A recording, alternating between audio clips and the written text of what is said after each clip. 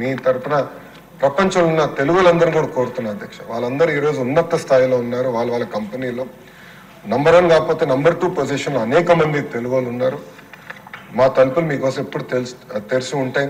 మీకు అక్కడ లింక్స్ ఉన్నా కాంటాక్ట్స్ ఉన్నా మాకు తెలియజేయండి. వాళ్ళు ఆ కంపెనీస్కి భారతదేశంలో పెట్టుబడి పెట్టాలని ఇంట్రెస్ట్ ఉంటే మాకు తెలియజేయండి.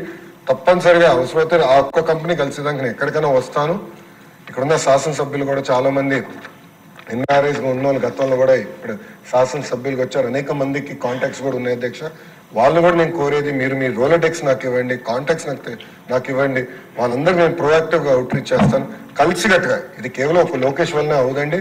కలిసికట్టుగా మనందరం పనిచేస్తాం. 164 మంది ఒక ఎన్డీఏ కూటమికి చెందిన శాసనసభ్యులందరూ ఈ సభలో ఉన్నారు. మనందరం కలిసికట్టుగా పనిచేస్తే 5 లక్షల ఉద్యోగాలు అనేది కల్పించగలుగుతాం.